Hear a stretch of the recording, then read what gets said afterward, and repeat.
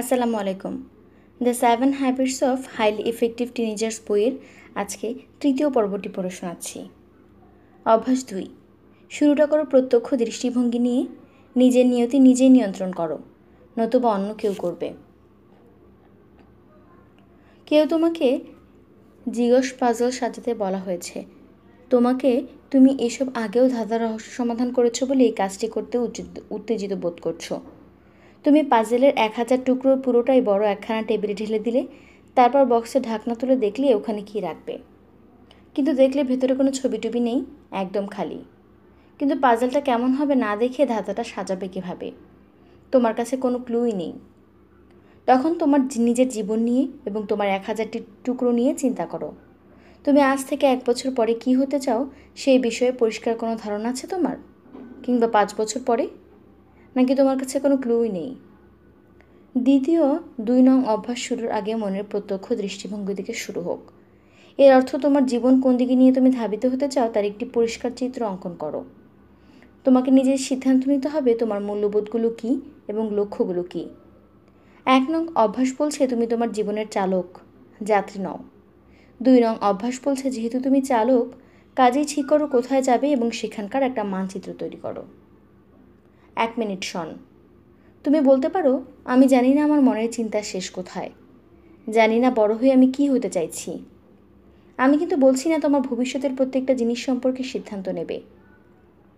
আমি বলছি আজকের পর কী ভাববে, সিদ্ধান্ত নেবে, তা কোন দিকে যেতে চাও তোমার জীবন। কাজে যে পদক্ষেপটি নাও না কেন সেটা যেন সঠিক হয়। শুরুটা করো প্রত্যক্ষ দৃষ্টিভঙ্গি নিয়ে। তুমি হয়তো কথাটি বুঝতে পারোনি, তবে সবসময় কাজটি করে আসছো। তুমি কোনো বাড়ি তৈরির আগে সেটার একটা নকশা করো, কেক বানাবার আগে রেসিপি পড়ো, রচনা লেখার আগে আউটলাইন তৈরি করো। এটাই জীবনের অংশ। প্রত্যক্ষ দৃষ্টিভঙ্গি নিয়ে অভিজ্ঞতা সঞ্চয় করা যাক তোমার কল্পনা শক্তির সাহায্যে। এমন একটা নির্জন জায়গা খুঁজে বের করো যেখানে কেউ তোমাকে বিরক্ত করবে না। এখন মন থেকে সব কিছু ছেড়ে ফেলে দাও। স্কুল, কলেজ, বন্ধু বান্ধব কোনো কিছু নিয়ে ভাববে না। শুধু আমার প্রতি মনোযোগ দাও, গভীর দম নাও, খুলে দাও মন। তোমার মনের চোখে কাউকে কল্পনা করো যে আধা ব্লক দূর থেকে হেঁটে আসছে তোমার দিকে। প্রথমে তুমি বুঝতে পারছো না সে কে, তবে লোকটি যখন আরও কাছে এলো তখন তুমি বুঝতে পারলে সে আর কেউ নয়, তুমি স্বয়ং। তবে আজ এই দিনটি তুমি নাও, আজ থেকে 1 বছর পরের তুমি। এখন গভীরভাবে চিন্তা করো তুমি গত বছরের জীবন নিয়ে কি করেছো। তোমার ভিতরে কেমন অনুভব করেছো, তুমি দেখতে কেমন, তোমার চারিত্রিক বৈশিষ্ট্য কী কী। এবার তুমি বাস্তবে ফিরে আসতে পারো। তুমি হয়তো এই এক্সপেরিমেন্টের মাধ্যমে নিজের গভীর সত্তাকে স্পর্শ করতে পেরেছো, বুঝতে পেরেছো তোমার মধ্যে গুরুত্বপূর্ণ কী এবং আগামী বছরে কি করতে চাও। একেই বলে প্রত্যক্ষ দৃষ্টিভঙ্গি নিয়ে মনের শুরু। একটা অতি ভালো ছাত্র তার অভিজ্ঞতা থেকে যা বলেছে তোমার হয়তো তা কাজে লাগতে পারে। সে বলেছে, আমি জীবনে কোনো কিছু পরিকল্পনা করে করিনি, যেমন মন চেয়েছে তেমন করেছি। একজনের শুরুর জন্য প্রত্যক্ষ দৃষ্টিভঙ্গি থাকা উচিত, এটা আমার মাথা দিয়ে আসেনি। তবে বিষয়টি শেখার অভিজ্ঞতাই ছিল উত্তেজনাপূর্ণ, কারণ হঠাৎ আমি আবিষ্কার করি আমি গভীরভাবে কিছু চিন্তা করতে পারছি। আমি এখন পড়ালেখা নিয়ে শুধু প্ল্যানই করছি না, আমার বাচ্চা কাচ্চাদের কীভাবে বড় করব তাও ভাবছি কীভাবে আমার পরিবারকে শেখাবো, কীভাবে আমার বাড়িটি হবে। এখন আমি নিজেই অনেক দায়িত্ব নিয়ে নিচ্ছি, আর হাওয়ায় ভেসে বেড়াচ্ছি না। মন নিয়ে প্রত্যক্ষ দৃষ্টিভঙ্গি থাকাটা জরুরি কেন? এর 2টি কারণ রয়েছে। প্রথমত, তুমি রয়েছো তোমার জীবনের জটিল ক্রস রোডে, এবং তুমি যখন যে রাস্তায় যাবে সেটি তোমার উপর সারা জীবনের উপর প্রভাব রাখবে। দ্বিতীয় হলো, এখনই যদি নিজের ভবিষ্যৎ নিয়ে চিন্তা না করো, অন্য কেউ সেটা নিয়ে ভাবতে শুরু করবে। জীবনের ক্রস রোড মানে জীবনের গুরুত্বপূর্ণ মোড় পরিবর্তনের কাল। তুমি এখনও বয়সে তরুণ, তুমি মুক্ত, সামনে পড়ে আছে গোটা জীবন। জীবনের ক্রস রোডে দাঁড়িয়ে আছো তুমি। এখন সিদ্ধান্ত নিতে হবে কোন রাস্তায় যাবে। তুমি কি বিশ্ববিদ্যালয়ে ভর্তি হতে চাও? তুমি কি ওই ফুটবল দলে থাকতে চাও? কোন দলে যোগ দেবে? কার সঙ্গে ডেট করবে? কী ধরনের মূল্যবোধে তুমি বিশ্বাসী? তুমি আজ যেই পথ বেছে নেবে সেটি তোমাকে চিরকালের জন্য গড়ে দিতে পারে। তরুণ বয়সে আমরা কত রকম গুরুত্বপূর্ণ সিদ্ধান্ত নিতে পারি, এ ভাবনাটি যেমন একদিকে চিত্তাকর্ষক, অন্যদিকে তেমনটি ভীতিকর বটে। কিন্তু জীবন তো এরকমই। 8 ফুট লম্বা একটা রশ্মির কথা চিন্তা করো, যেটি বিছিয়ে আছে তোমার সামনে। প্রতিটি ফুট রশ্মি তোমার জীবনের এক একটি বছর। কৈশোরকালের ব্যাপ্তি 7 বছর, তবে এই 7 বছরের প্রভাবই থাকতে পারে 61 বছর পর্যন্ত, ভালো না মন্দভাবে। বন্ধু বন্ধু তোমার উপর অনেক প্রভাব রাখতে পারে, যদিও বন্ধু নির্বাচনে অনেক সময় আমাদের ভুল হয়ে যায়। তবে ভুল বন্ধু বাছাই করার চেয়ে একেবারে বন্ধু না থাকা অনেক ভালো। ভুল বন্ধুরা তোমাকে ভুল পথে চালিত করতে পারে। আমার এক ঘনিষ্ঠ বন্ধু ছিল, সে নতুন বন্ধুদের জন্য পুরনো বন্ধুদের ত্যাগ করেছিল। তার গল্পটি মনোযোগের সাথে শোনা যাক। স্কুলে আমার শেষ বর্ষের আগের সামারে জ্যাক নামে একজন খুব ভালো আমার বন্ধু ছিল। স্কুল শুরু হওয়ার মাসখানেক আগে সে ইউরোপে চলে যায় এবং ফিরে আসে ভাং বা সিদ্ধি নামে এক শক্তিশালী মাদক নিয়ে। আমরা এর আগে কখনো মাদকের স্বাদ গ্রহণ করিনি। সে তার নতুন বন্ধুদের নিয়ে গড়ে তোলা একটি দলে আমাকে নিমন্ত্রণ জানিয়েছিল এই নিষিদ্ধ বস্তুটির স্বাদ নিতে। সে 24 ক্লাব নামে একটি ক্লাবও চালু করে, যেখানে বৃত্তের মধ্যে বসে তোমাকে লম্বা লম্বা 24টি বিয়ারের বোতল শেষ করতে হবে। জানতাম এসবের কোনো ভবিষ্যৎ নেই এবং শেষ পর্যন্ত এগুলো ধ্বংস ডেকে আনবে। যদি সে নিয়মিত মাদক সেবন চালিয়ে যায়, তবে প্রাইমারি স্কুল থেকে ও আমার বেস্ট ফ্রেন্ড ছিল এবং আমার তেমন কোনো ঘনিষ্ঠ বন্ধু না থাকায় আমি ওর সাথে সম্পর্ক ছেদ করতে চাইনি। আবার একই সঙ্গে জ্যাকের ধ্বংস দেখতে আমার কাম্য ছিল না। কিন্তু একসময় বুঝতে পারি জ্যাকের সঙ্গে বন্ধুত্ব রাখা আমার জন্য সত্যিই ঝুঁকি হয়ে যাচ্ছে। তাই স্কুলের শেষ বছরে আমি নতুন বন্ধু গড়ে তুলতে শুরু করি। প্রথম ব্যাপারটি কেমন যেন অদ্ভুত লাগতো। একাকী থাকতে নিজেকে হাবা মনে হতো। কিন্তু অল্প কিছুদিনের মধ্যেই আমি আমার মন মানসিকতার কয়েকজনের সাথে বন্ধুত্ব করে ফেলি এবং আমরা মজা করতে থাকি। আমার পুরনো বন্ধু জ্যাক পুরোপুরি মাদকাসক্ত হয়ে পড়ে। ও আর পরীক্ষায় পাশ করতে পারেনি। একদিন মাদক নিয়ে সাঁতার কাটতে গিয়ে সুইমিং পুলে ডুবে সে মারা যায়। আমার খুব খারাপ লেগেছিল, তবে নিজের কাছে কৃতজ্ঞ ছিলাম এই ভেবে যে নতুন বন্ধু গড়ে তোলার সিদ্ধান্তটি আমি সঠিক সময় নিতে পেরেছিলাম। ভালো বন্ধু গড়ে তুলতে হলে বয়স কোনো সমস্যা নয়। তোমার চেয়ে বেশি বয়সীদের সঙ্গেও বন্ধুত্ব করতে পারো। আমার এক পরিচিত লোকের স্কুল জীবনে খুব কম বন্ধুবান্ধব ছিলেন, তবে তার এক দাদু ছিলেন, যিনি তার ওনার সমস্ত সব কথা মনোযোগ দিয়ে শুনতেন এবং খুব ভালো বন্ধু হয়ে ওঠেন। এতে সেই লোকটির বন্ধুতার শূন্যতার জায়গা ভরে গিয়েছিল। আসল কথা হলো, বন্ধু যার সঙ্গেই করো না কেন ভেবে চিন্তে করবে, কারণ তোমার ভবিষ্যতের অনেকটাই নির্ভর করছে তুমি যাদের সাথে চলাফেরা করছো তার উপর। স্কুল, তুমি কোন স্কুলে পড়ছো, স্কুলে কী শিখছো, তা কিন্তু তোমার ভবিষ্যৎকে বিভিন্নভাবেই গড়ে তুলবে। এই প্রসঙ্গে জেনের অভিজ্ঞতার কথা শোনা যাক। ক্লাস 6-এ পড়ার সময় আমি ইতিহাসে AS লেভেল নেব বলে ঠিক করি। স্কুল জীবনের গোটা সময় শিক্ষক হোমওয়ার্ক দিয়ে আমাদের মাথা নষ্ট করে দিতেন। এত বাড়ির কাজ করা সত্যিই কঠিন ছিল, কিন্তু আমি সংকল্পবদ্ধ ছিলাম ক্লাসে ভালো করার পাশাপাশি পরীক্ষাতেও ভালো করব। এই সিদ্ধান্ত নেওয়ার ফলে প্রতিটি অ্যাসাইনমেন্ট পূর্ণ মনোযোগ এবং পরিশ্রম দেওয়া সম্ভব হয় আমার পক্ষে। আমাদের অ্যাসাইনমেন্টগুলো ছিল সময়ক্ষেকো। শিক্ষক প্রতিটি ছাত্রকে গৃহযুদ্ধের উপর তথ্যচিত্র দেখিয়ে প্রতিটি সেগমেন্টের উপর রচনা লিখতে বলতেন। এসব ডকুমেন্টারি চলত 10 দিন ধরে এবং প্রতিটি সেগমেন্ট ছিল 2 ঘন্টার। আমি লেখাপড়ায় প্রচুর সময় দিতাম বলে ডকুমেন্টারি লেখার সময় করে ওঠা কষ্টসাধ্য হলেও কাজটা আমি করতাম। আমি লেখা জমা দেওয়ার পর আবিষ্কার করি মাত্র অল্প কয়েকজন ছাত্রছাত্রী গোটা সিরিজ দেখেছে। অবশেষে চলে আসে ফাইনাল পরীক্ষার দিন। ছাত্রছাত্রীরা খুব নার্ভাস ছিল, পরিবেশ ছিল থমথমে। টেস্ট অ্যাডমিনিস্ট্রেশনের ঘোষণা করেন, শুরু করো। আমি গভীর একটি দম নিয়ে মাল্টিপল চয়েসের প্রথম সেকশনটি সিলটি খুলে ফেলি। প্রতিটি প্রশ্ন দেখে আমার আত্মবিশ্বাস বেড়েই চলছিল। আমি তো এসব প্রশ্নের উত্তর জানি। পরীক্ষা শেষ হওয়ার ঘন্টা পড়ার অনেক আগেই আমার লেখা শেষ হয়ে যায়। তারপর আসে রচনা লেখার পালা। আমি রচনা বইয়ের সিল ভয়ে ভয়ে খুলি এবং তারপরে প্রশ্নের উপর চোখ বোলাই। গৃহযুদ্ধ বিষয়ক একটি প্রশ্নের সহজে জবাব দিয়েছিলাম, কারণ ডকুমেন্টারি দেখে এবং বই পড়ে এই ব্যাপারে আমার বেশ ভালোই জানা হয়ে গিয়েছিল। প্রশান্ত মনে আমি সেদিন পরীক্ষাটা শেষ করেছি। বেশ বেশ কয়েক সপ্তাহ পর আমি পরীক্ষার ফলাফল জানতে পারি আমি ভালো মার্কস পেয়েই পাশ করে গেছি। নেতৃত্বে কে? দৃষ্টিভঙ্গি তৈরির আরেকটি কারণ হচ্ছে তুমি এটা না করলে অন্য কেউ এটা তোমার জন্য বানিয়ে দেবে। বিজনেস এক্সিকিউটিভ জ্যাক ওয়েলস বলেছেন, নিজের নিয়তি নিজেই নিয়ন্ত্রণ করো, নতুবা অন্য কেউ করবে। কে করবে তুমি প্রশ্ন করতেই পারো। হয় তোমার বন্ধুরা, নতুবা বাবা মা। তুমি কি তোমার বন্ধুদের বলতে চাও তারা তোমার জন্য দাঁড়াবে? তোমার বাবা মা হয়তো খুব ভালো, কিন্তু তুমি কি চাও তোমার জীবনের নকশাটি তারাই এঁকে দেবে? তাদের চিন্তাভাবনা হয়তো তোমার সঙ্গে মিলবেই না। তুমি হয়তো এখন ভাবছো আমি ভবিষ্যৎ নিয়ে এত চিন্তা করতে চাই না, আমি এই মুহূর্তের জন্য বাঁচতে চাই। আমি এই মুহূর্তে বাঁচবার জন্য নীতিতে বিশ্বাসী। অবশ্যই আমাদেরকে বর্তমান মুহূর্তগুলো উপভোগ করতে হবে, তবে স্রোতের সঙ্গে এগিয়ে চলার ব্যাপারটি মেনে নিতে পারলাম না। স্রোতের সঙ্গে এগিয়ে যেতে থাকলে তুমি শেষে নিচে আছড়ে পড়বে, গা মাখামাখি হয়ে যাবে নোংরায়। সবাই যা করছে তুমি হয়তো তাই করবে, কিন্তু তোমার মনের প্রত্যক্ষ দৃষ্টিভঙ্গি নিশ্চয়ই তা সমর্থন করবে না। নিজে মনে কোনো পরিকল্পনা না থাকলে আমাদেরকে নেতৃত্ব দিতে চাইবে, তারা আমাদের পেছনেই ছুটতে থাকবো। এতে আসলে খুব বেশি দূর যাওয়া যায় না। একবার আমি একটা রোড রেসে অংশ নিয়েছিলাম। অন্যান্য রানারদের সঙ্গে অপেক্ষা করছিলাম কখন রেস শুরু হবে, কিন্তু স্টার্টিং লাইন আমাদের কারোর জন্যই জানা ছিল না। তারপর কয়েকজন রাস্তা ধরে হাঁটতে শুরু করে, যেন তারা জানে ওটাই স্টার্টিং লাইন।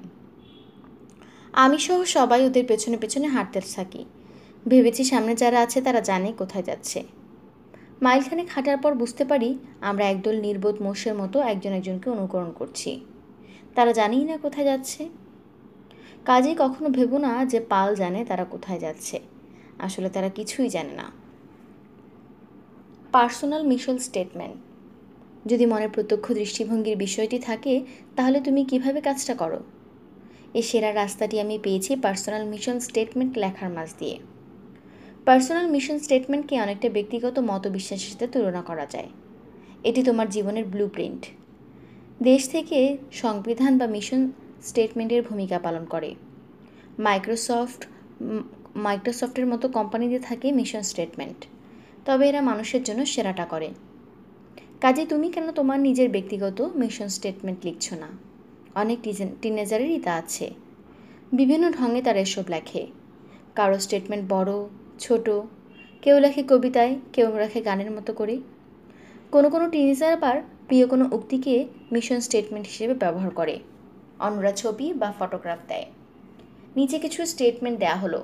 এগুলো এসেছে বেথ হায়া নামে এক কিশোরী। সবার আগে আমি সৃষ্টিকর্তার প্রতি সর্বদা বিশ্বস্ত থাকব। পারিবারিক একতার শক্তিকে আমি ছোট করে দেখব না। আমি প্রকৃত একজন বন্ধুকে অবহেলা করব না, তবে পাশাপাশি নিজের জন্যও সময় রাখব। আমি সকল চ্যালেঞ্জ শুরু করব আশা নিয়ে, সন্দেহ নয়। আমি সবসময় ইতিবাচক সেলফ ইমেজ বজায় রাখব, নিজের আত্মবিশ্বাসে। Mission statement. নিজের ব্যাপারে এবং আশপাশে যা কিছু ঘটছে সব কিছুতে আত্মবিশ্বাস রাখো। সবার প্রতি দয়ালু, নম্র হও। যেসব লক্ষ্যে পৌঁছানো সম্ভব সেই রকম লক্ষ্য স্থির করো। এসব লক্ষ্য থেকে কখনো লক্ষ্যচ্যুত হইও না। মনে রেখো, কোনো কিছুই সহজে পাওয়া যায় না। অন্য লোকদের ভিন্নতা মেনে নাও। প্রশ্ন করো। মনে রেখো, কাউকে বদলাতে হলে আগে নিজেতেই বদলাতে হবে। কাজ করে দেখাও, শুধুমাত্র মুখে বুলি দিয়ে না। যারা গরিব দুঃখী তাদেরকে সাহায্য করো। বইয়ের 7টি অভ্যাস প্রতিদিন পাঠ করবে। এই মিশন স্টেটমেন্টটি কি প্রতিদিন করবে। ধরে রাখবে এই ভেবে যে আমার সমস্ত অভিপ্রায় শুরু হবে আত্মমূল্যায়ন থেকেই। অ্যাডাম শসনে আমার বইয়ের 7টি অভ্যাস সম্পর্কে পরিচিত এবং সে নিজের ভবিষ্যৎ পরিকল্পনার ব্যাপারেও সচেতন। কাজেই তার তো মিশন স্টেটমেন্ট থাকবেই। তো মিশন স্টেটমেন্টের জন্য তোমার কি হতে পারে? বহু কিছু। সবচেয়ে গুরুত্বপূর্ণ বিষয় এটি যে তোমার চোখ খুলে দিতে পারে তোমার জন্য সবচেয়ে গুরুত্বপূর্ণ কী এবং সেভাবে কি তোমার সিদ্ধান্ত গ্রহণের বিষয়ে। পার্সোনাল মিশন স্টেটমেন্ট অনেক গাছের গভীর শিকড় সহ গণ্ড।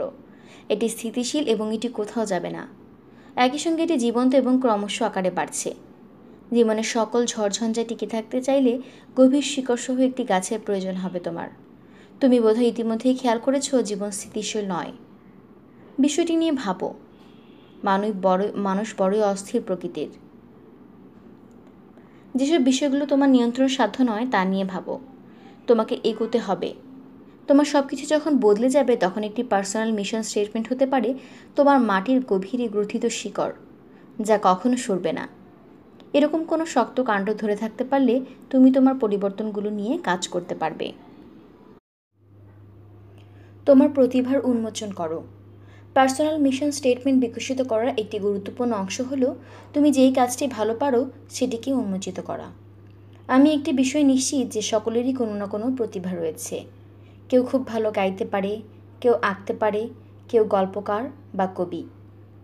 একবার খুব সুন্দর একটি ভাস্কর্য তৈরির পর মাইকেল অ্যাঞ্জেলোকে জিজ্ঞাসা করা হয়েছিল তিনি কিভাবে কাজটি করলেন। তিনি জবাব দিয়েছিলেন ভাস্কর্যটি গ্রানাইট পাথরে আদিকাল থেকেই মুদ্রিত ছিল।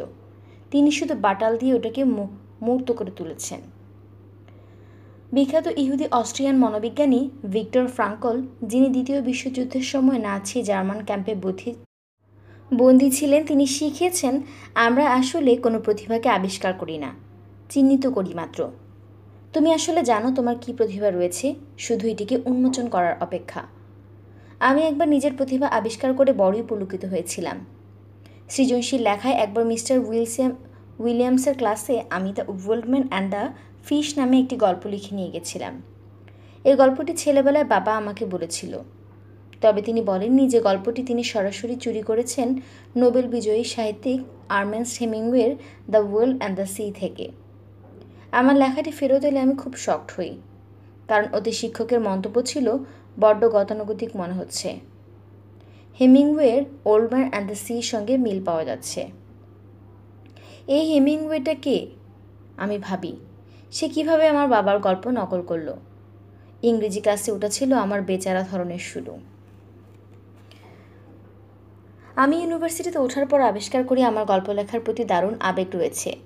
বিশ্বাস করো আর নাই করো, আমি ইংরেজি পরীক্ষায় প্রথম হয়েছিলাম। কিন্তু মিস্টার উইলিয়ামস আমার সাফল্য দেখে যেতে পারেননি। তার আগেই তিনি ধরাধাম ত্যাগ করেছেন। দারুণ আবিষ্কার।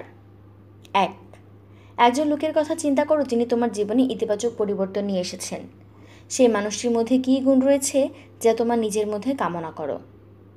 2, আজ থেকে 20 বছর পরে নিজেকে কল্পনা করো তোমাকে সব বিখ্যাত ব্যক্তি ঘিরে আছেন।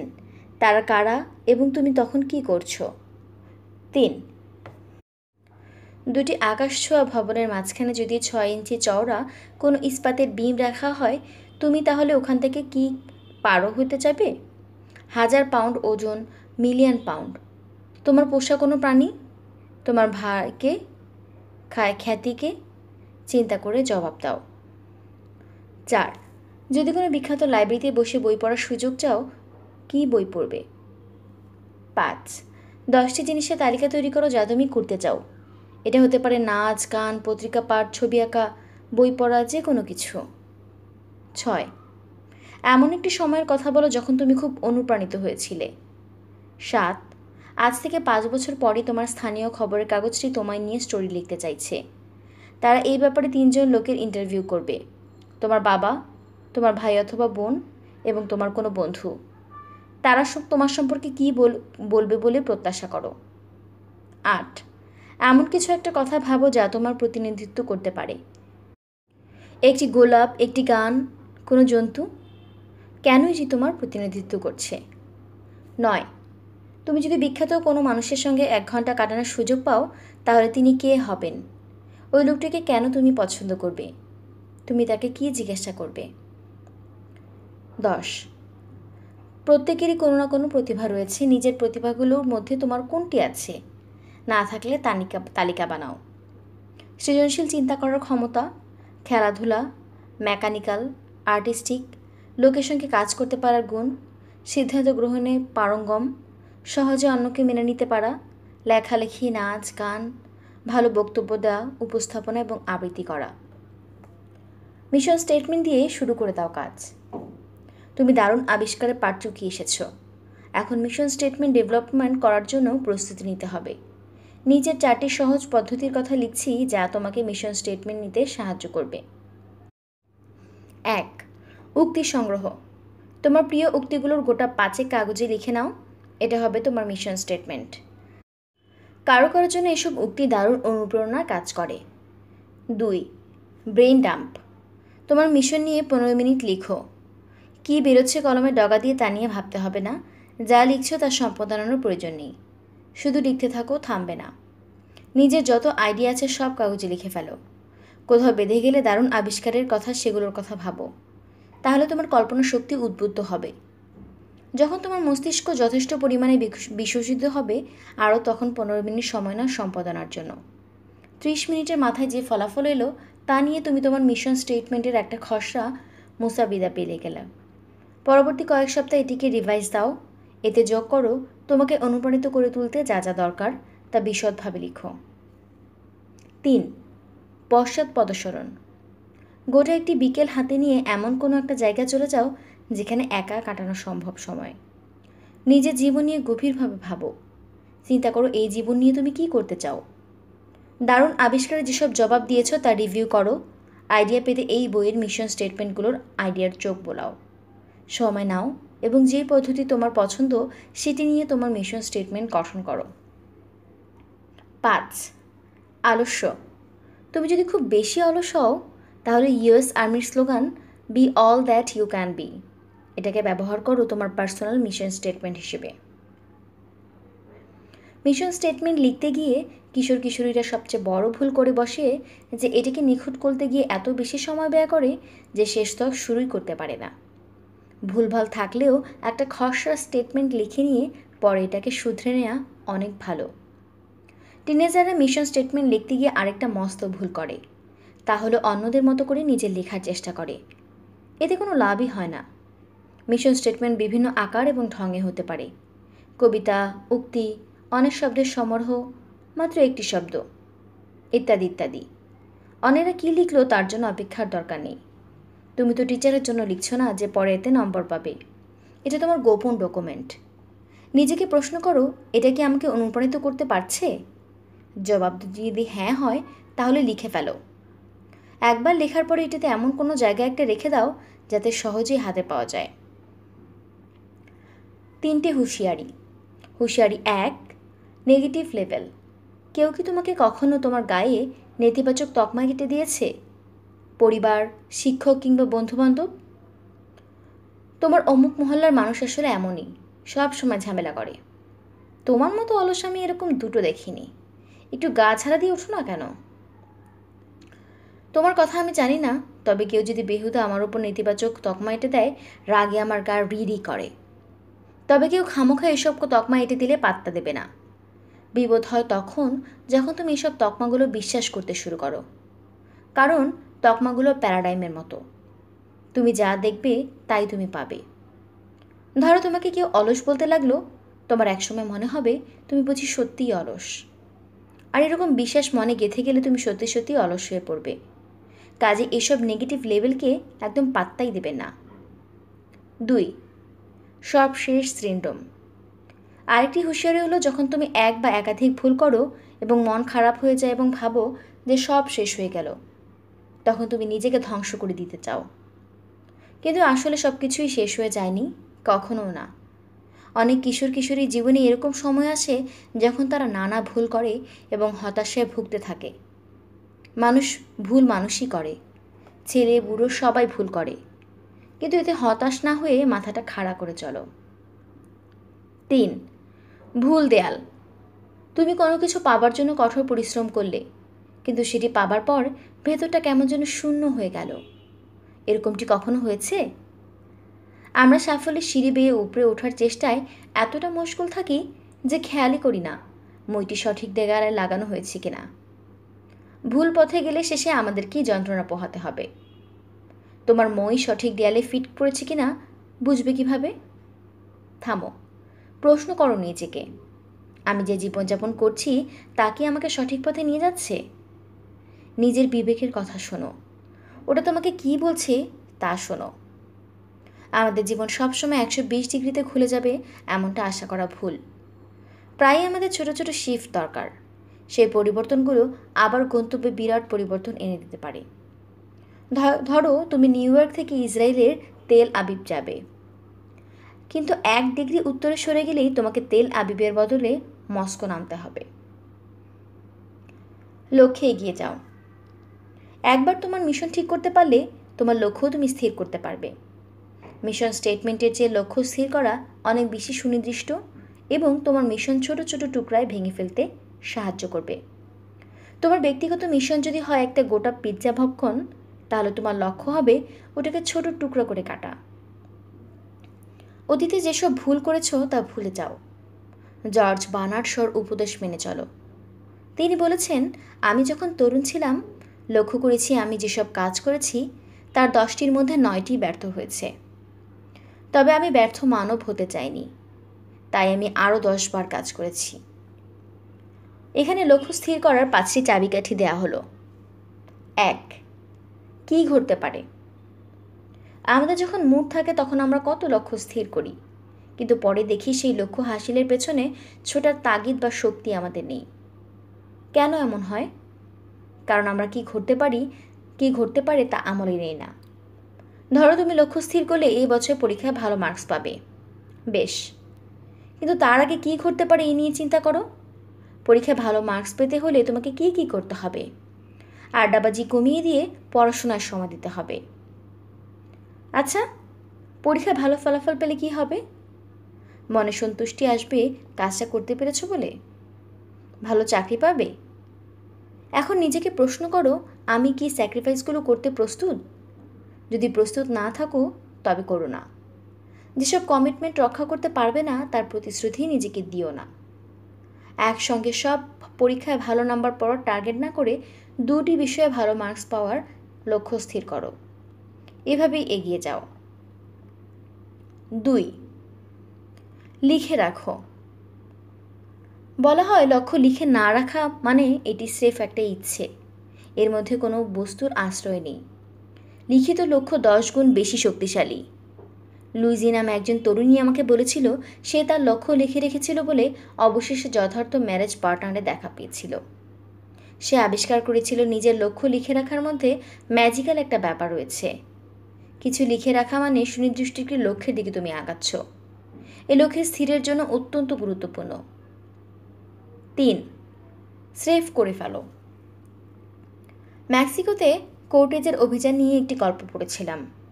তিনি 500 লোক এবং 11খানা জাহাজ নিয়ে কিউবা থেকে ইউকাটনের উপকূলে পৌঁছান 1519 খ্রিস্টাব্দে। মূল ভূখণ্ডে পৌঁছে তিনি এমন একটি কাণ্ড করে বসেন যা অন্য কোনো অভিযাত্রার নেতারা কোশমিন কালেও চিন্তা করেনি। তিনি তার জাহাজগুলো পুড়িয়ে ফেলেন যাতে আর পিছু হটার অবকাশ না থাকে।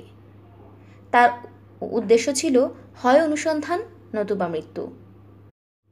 একবার এক ক্যাপ্টেন এবং তার লেফটেন্যান্টের মধ্যে কথোপকথনের কথা শুনেছিলাম আমি। লেফটেন্যান্ট, তুমি আমার জন্য কি চিঠিটা ডেলিভারি করতে পারবে? আমি অবশ্যই চেষ্টা করব স্যার। না, আমি তোমার সর্বোচ্চ চেষ্টা চাই না, আমি চাই চিঠিটি তুমি ডেলিভারি দেবে। আমি হয় এটা করব নয়তো মরব। তুমি ভুল বুঝছো লেফটেন্যান্ট, আমি তোমাকে মরতে বলছি না, আমি চাই চিঠিটা তুমি ডেলিভারি দেবে। অবশেষে লেফটেন্যান্ট বুঝতে পারল এবং বলল, কাজটি আমি করে দেব স্যার। আমরা যখন কোনো কাজ করার বিষয়ে সম্পূর্ণ প্রতিশ্রুতিবদ্ধ হই, এটা সম্পাদনা করার জন্য আমাদের শক্তির বৃদ্ধি ঘটে।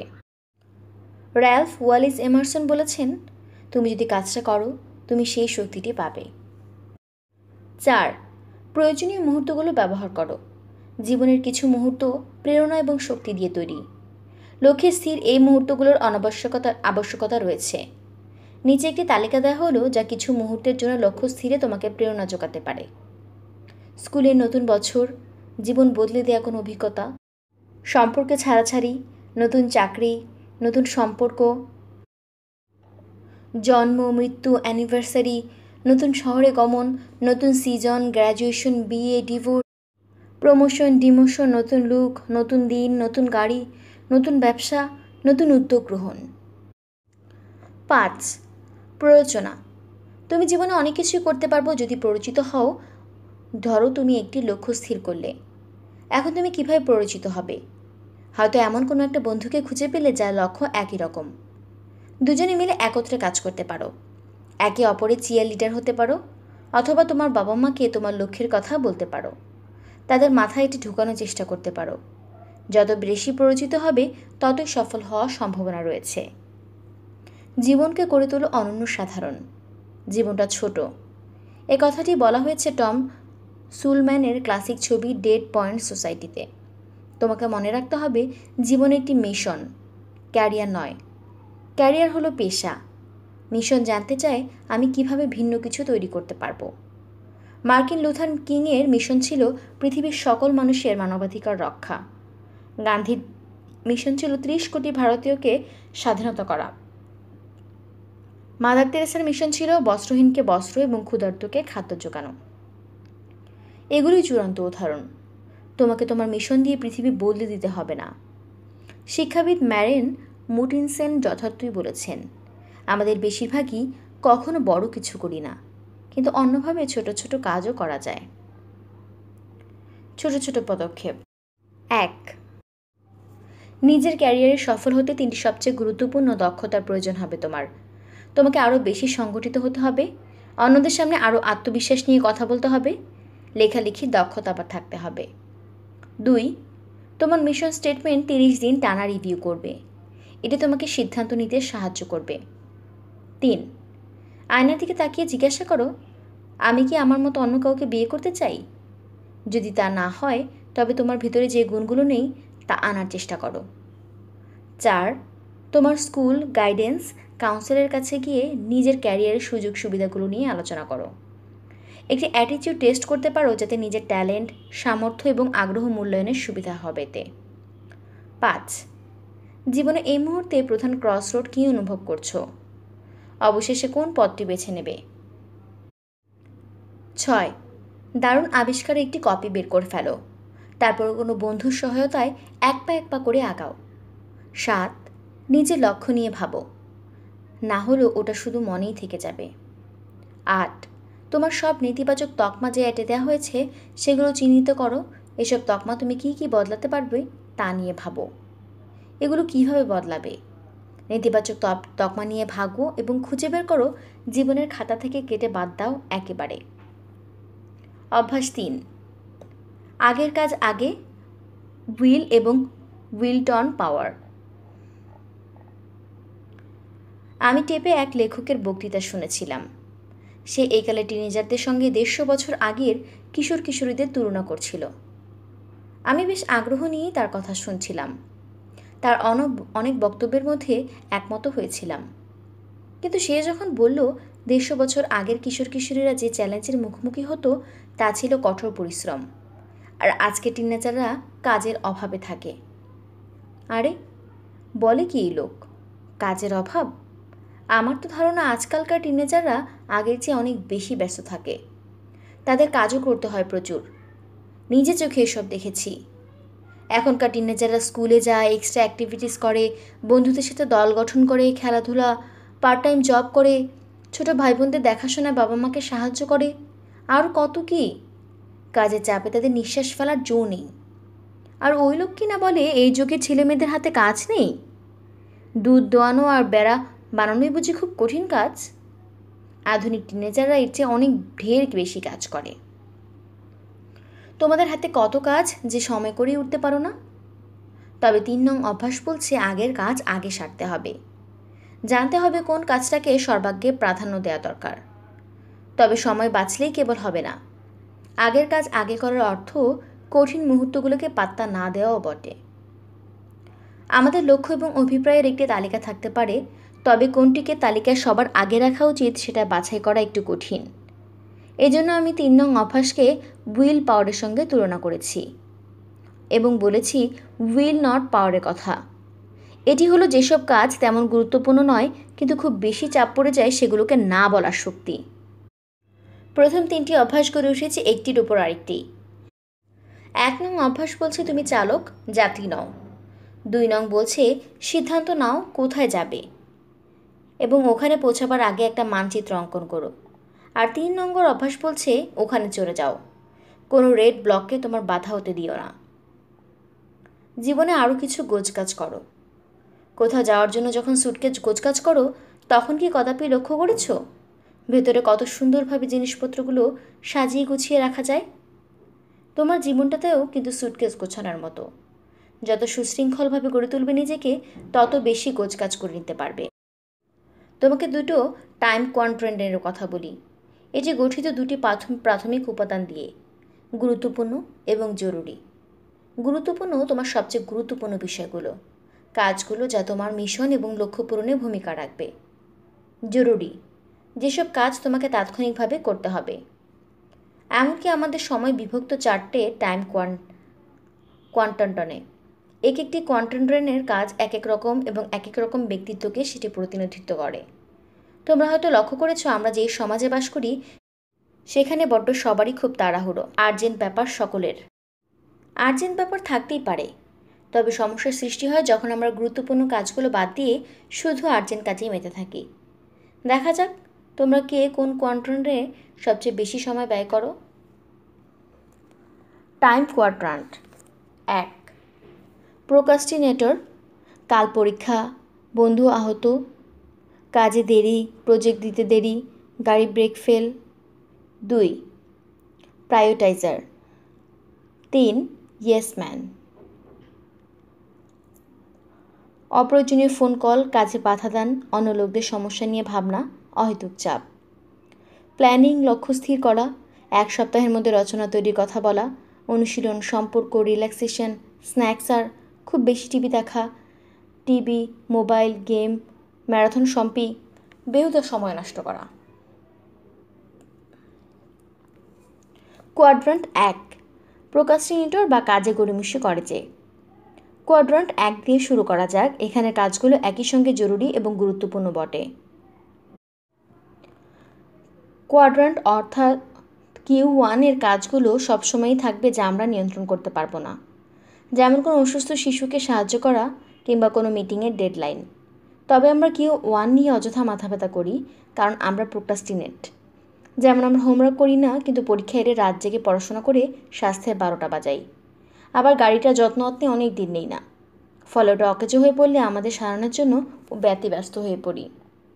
Q1 জীবনেরই অংশ, কিন্তু এটার পিছনে যদি বেশি সময় ব্যয় করতে থাকি তাহলে একসময় মানসিকভাবে আমরা বিপর্যস্ত হয়ে পড়ব। একটা প্রোক্রাস্টিনেটর ইমার্জেন্সিতে আসক্ত হয়ে পড়ে। যে কোনো কাজই সে যতক্ষণ না পর্যন্ত করছে ওইটার ক্রাইসিসে সে পরিণত হয়। তবে এটিই তার বেশ পছন্দ, কারণ শেষ মিনিটে তাড়াহুড়ো করে কাজ করতেই সে যেন মজা পায়। ইমার্জেন্সি না হওয়া পর্যন্ত সে যেন নড়াচড়াই করতে পারে না।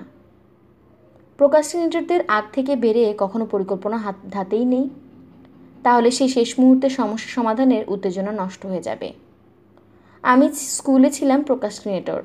সারা বছর পরীক্ষায় ফাঁকি দিতাম, পড়াশোনায় পড়তাম না, হোমওয়ার্ক করতাম না, কিন্তু যেই পরীক্ষা আসতো লাফিয়ে উঠতাম। রাত জেগে খেটে পাশ করতাম বটে, কিন্তু শিখতাম না কিছুই। এর পরিণাম আমাকে ভোগ করতে হয়েছে বিশ্ববিদ্যালয়ে এবং কর্মজীবনে। Q1 এর জন্য খুব বেশি সময় ব্যয় করলে যা হয়, উদ্বেগ উৎকণ্ঠা বাড়ে, নিজে ধ্বংস হয়ে যায়, মিডিওকার পারফরমেন্স করে। কোয়াড্রান্ট 2, প্রায়োরিটাইজার। এরা সব কাজকে অগ্রাধিকার দেয় এবং সবচেয়ে ভালো কাজটি করব বলে শেষ করে। Quadrant 3, yes man. Q3 এর কাছে কাজগুলো আর্জেন্ট হলেও গুরুত্বপূর্ণ নয়, তাদের কাজ হলো অন্যদের খুশি রাখা। এসব লোকেরা যেসব কাজ করে তা তাদের কাছে গুরুত্বপূর্ণ হলেও তোমার কাছে তাও মনে নাও হতে পারে, কিন্তু তুমি না বলতে পারছো, না মাইন্ড করতে পারছো। Q3 এর পেছনে বেশি সময় ব্যয় করলে যা হবে, চামচা হিসেবে খ্যাতি পাবে, ডিসিপ্লিন বলে কিছুই থাকবে না, নিজেকে অন্যের পাপোশ বলে মনে হবে। কোয়াড্রান্ট 4, কুরে। Q4 এ কাজকর্ম না আছে কোনো জরুরি ব্যাপার, না আছে কোনো গুরুত্বপূর্ণ বিষয়। এই ধরনের লোকজন সব কিছু অতিরিক্ত ভালোবাসবে। তারা বেশি টিভি দেখবে, বেশি ঘুমাবে, বেশি ভিডিও গেম খেলবে। তাদের প্রিয় কাজ ফোনে কথা বলা শুরু করলে 3 ঘন্টার আগে আর ছাড়েই না। আর ম্যারাথন শপিংয়ে তো এদের কোনো তুলনাই নেই। এর ফলাফল হবে শুধুই দায়িত্বহীনতা, অপরাধভোগে ভোগা, কুড়েমি এবং আড্ডাবাজি করা। সাপ্তাহিক প্ল্যান করো। প্রতি সপ্তাহে 15 মিনিট সময় নাও, প্ল্যান করো এবং দেখো তোমার জীবনে এটা কী ভিন্নতা সৃষ্টি করতে পারে। পদক্ষেপ 1, প্রতিটি সপ্তাহের শেষে বা শুরুতে ভাবতে বসো সামনের সপ্তাহে তুমি কি কি কাজ করবে। নিজেকে প্রশ্ন করো, এই সপ্তাহে আমার কোন কাজগুলো গুরুত্বপূর্ণ। যেসব প্ল্যান তুমি রাখতে পারো, সায়েন্স বই পড়বে, বই পাঠ শেষ করবে, মেগানের খেলায় অংশ নেবে, ইসাবেলার পার্টিতে যাবে, 3 বার এক্সারসাইজ করবে। পদক্ষেপ 2, তুমি কোনো বড় পাথর দিয়ে কখনো এক্সপেরিমেন্ট করেছো? এক ঝুড়ি পাথর নিয়ে তার অর্ধেকটা ভরে ফেলো নুড়ি পাথর দিয়ে। তারপর এর উপর বোতলের পাথরের টুকরো রাখো, দেখবে ফিট করবে না। কাজে পাথরগুলো ফেলে দিয়ে আবার শুরু করো। এবার বালতিতে বা ঝুড়িতে প্রথমে বড়গুলো রাখো, তারপর রাখো নুড়িগুলো। এবার দেখবে বড় পাথরের ফাঁক ফোকরে নুড়িগুলো ঠিক দিব্যি ফিট করে গেছে। সমস্যা ছিল পাথর এবং নুড়ি পাথর সাজানোতে। আগে নুড়ি পাথর রাখলে বড় পাথরগুলো খণ্ডগুলো ফিট করবে না, কিন্তু আগে এই বড়গুলো রাখলে সেগুলো দিব্যি ফিট করবে। বড় পাথরগুলো তোমার জীবনের সবচেয়ে গুরুত্বপূর্ণ বিষয়গুলো প্রতিনিধিত্ব করছে। নুড়িগুলো করছে ছোট ছোট জিনিসের, যেগুলো তোমাদের মূল্যবান সময় খেয়ে নেয়। এই এক্সপেরিমেন্টের মোরাল হলো, তোমার বড় পাথরগুলো শিডিউল আগে না করলে ফল পাবে না আগে। পদক্ষেপ 3, তোমার পাথরগুলো বুকড হয়ে গেলে ছোট ছোট কাজ কী কী করবে তার একটি শিডিউল করে ফেলো। এসবের মধ্যে থাকবে দৈনন্দিন কর্মকাণ্ড, অ্যাপয়েন্টমেন্ট ইত্যাদি। কমফোর্ট জোন এবং কারেজ জোন। আগের কাজ আগে করার জন্য সাহস দরকার। কমফোর্ট জোনে রয়েছে পরিচিত সব কিছু, পরিচিত মানুষ, জায়গা, পরিচিত কর্মকাণ্ড। তোমার কমফোর্ট জোন ঝুঁকিমুক্ত। এসব বাউন্ডারির মধ্যে আমাদের নিজেদেরকে নিরাপদ আমরা ভাবতে পারি।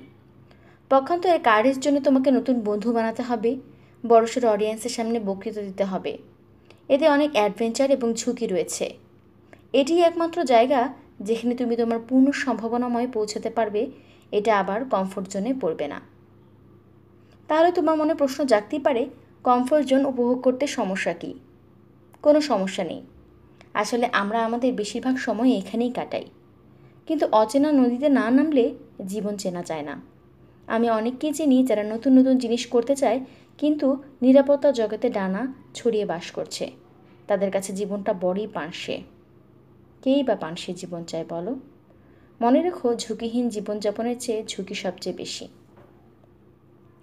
ভয় যেন তোমাকে সিদ্ধান্ত নিতে বাধ্য না করে। পৃথিবীতে যতগুলো বাজে কাজ আছে তার মধ্যে ভয় একটি। আমার শুধু মনে পড়ে ভয় পাবার কারণে জীবনের অনেক কাজই সফল হতে পারেনি। হাই স্কুলে পড়ার সময় সারা নামের একটি সুন্দরী মেয়ের উপর ক্রাশ খেয়েছিলাম, কিন্তু কোনোদিন তাকে নিজের অনুভূতির কথা বলতে পারিনি। কারণ আমার ভয় আমার কানে ফিসফাস করে বলতো, ও তোমাকে পছন্দ নাও করতে পারে। মনে আছে একবার প্র্যাকটিসের পর স্কুল ফুটবল টিম ছেড়ে দিয়েছিলাম প্রতিযোগিতার ভয়ে। আর আমার সারা জীবন অনেক ক্লাসে আমি করতে পারিনি ভয়ে। বন্ধুত্বও করা হয়ে ওঠেনি তার জন্য। জেতা মানে বারবার পতন থেকে উঠে দাঁড়ানো। আমরা ভয়ের একটা জগতে বাস করি, এটা অস্বাভাবিক কিছু নয়। প্রবাদ আছে, ভয়কে জয় করে এগিয়ে যাও। আর কোনো কিছুতে জিতে নেওয়া মানে বারবার পতন থেকে উঠে দাঁড়ানো। আমরা কতবার পড়ে গেলাম তা না, কিন্তু কতগুলো সুযোগ হারালাম তা ভাবাই বাঞ্ছনীয়। আমরা অনেক বিখ্যাত মানুষের কথা জানি যারা বহুবার ব্যর্থ হয়েছেন। আলবার্ট আইনস্টাইনের মুখে 4 বছর আগে বলি ফোটেনি। বিটফোনের মিউজিক টিচার বলেছিলেন সুরকার হিসেবে কোনো আশাই নেই তার। লুই পাস্তুরকে রসায়নের জগতে মিডিওকার বিজ্ঞানী হিসেবে অভিহিত করা হয়েছিল। আমেরিকার প্রেসিডেন্ট আব্রাহাম লিঙ্কন 7 বার নির্বাচনে হেরে 8ম প্রেসিডেন্ট নির্বাচিত হন এবং ব্যক্তিগত উদ্যোগে পার্লামেন্টের সকল সদস্যদের বিরুদ্ধে তিনি একাই নিগ্রোদের দাস প্রথা চিরতরে বিলুপ্ত করে দেন। নিম্নে তার বিবরণ দেয়া হলো। তিনি 22 বছর বয়সে ব্যবসায় লালবাতি জ্বলেন। 23 বছর বয়সে রাষ্ট্রীয় আইনজীবী হিসেবে পরাজিত হন। 26 বছর বয়সে তিনি তার প্রিয়তমাকে হারান। 27 বছর বয়সে তিনি নার্ভাস ব্রেকডাউনের শিকার হন। 29 বছর বয়সে স্পিকারের পদ পেতে ব্যর্থ হন। 34 বছর বয়সে তাকে সংসদীয় নমিনেশন দেওয়া হয়নি। 39 বছর বয়সে কংগ্রেসের রিনমিনেশন হারান। 46 বছর বয়সে সিনেটে পরাজিত হন। 47 বছর বয়সে আমেরিকার ভাইস প্রেসিডেন্সি হারান। এই আব্রাহাম লিঙ্কন 51 বছর বয়সে মার্কিন যুক্তরাষ্ট্রের প্রেসিডেন্ট হিসেবে নির্বাচিত হয়েছিলেন। তিনি যতবার ব্যর্থ হয়েছেন ততবার তিনি উঠে দাঁড়িয়েছেন এবং শেষতক তার গন্তব্যে পৌঁছেছেন। অর্জন করেছেন সম্মান এবং পুরো জাতির প্রশংসা। আজ তার নাম ইতিহাসের স্বর্ণোজ্জ্বল পাতায় তার লেখা আছে। শুধুমাত্র মনোবল না হারানোর কারণে এইসব তার প্রাপ্য। সাফল্যের সাধারণ উপাদান। আগের কাজ আগে চূড়ান্ত করার বিশ্লেষণের আগে সবার আগে আসে ডিসিপ্লিনের কথা। তোমার সময় ম্যানেজ করার জন্য ডিসিপ্লিন দরকার। ভয়কে জয় করতে হলে ডিসিপ্লিনের প্রয়োজন। চাপ সহ্য করতেও ডিসিপ্লিনের প্রয়োজন রয়েছে। আলবার্ট ই গ্রে নামে এক লোক বহু বছর গবেষণা করেছেন জানতে যে তারা সফল হয়েছেন তাদের ভেতরে কী উপাদান ছিল। তিনি দেখেছেন সফল মানুষের অনেক সময় নিজেদের অপছন্দের কাজগুলো দাঁতে দাঁত পিষে করে গেছেন। কেন তারা এসব করেছেন? কারণ তিনি জানতেন এসব জিনিস তাদের লক্ষ্যে পৌঁছাতে সাহায্য করবে। তোমার কি মনে হয় একজন কনসার্ট পিয়ানোবাদক প্রতিদিন ঘন্টার পর ঘন্টা পিয়ানো বাজিয়ে খুব আনন্দ লাভ করেন? না, করেন না। শেষ কথা, আমরা 7টি অভ্যাস নিয়ে হাজারো মানুষের উপর সমীক্ষা চালিয়েছি এবং জানতে চেয়েছি এগুলোর মধ্যে সবচেয়ে কঠিন কোনটি। সবাই কি বলেছিল জানো? 3 নং অভ্যাস। কাজে এটা নিয়ে কাজ করতে গিয়ে হতাশ হইও না। ছোট ছোট পদক্ষেপগুলো অনুসরণ করো। 1 মাসের জন্য একটা প্ল্যান তৈরি করো এবং সেটাতে লেগে থাকো। 2 কিসে তোমার সবচেয়ে সময় নষ্ট হয় সেটা চিহ্নিত করো। 3 তোমাকে কেউ কিছু বললেই কি কাজটা করতে দিতে মুখিয়ে থাকো?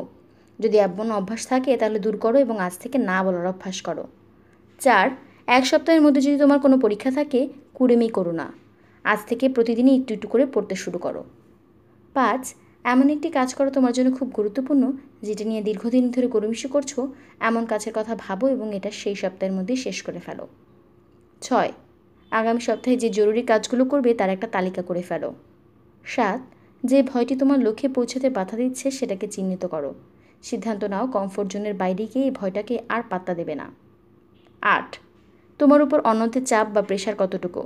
যে লোকটি তোমাকে সবচেয়ে বেশি চাপ দিচ্ছে তাকে চিহ্নিত করো এবং প্রশ্ন করো আমি যা করতে চাই তা করেছি কিনা, নাকি সে আমাকে দিয়ে করাতে চাইছে।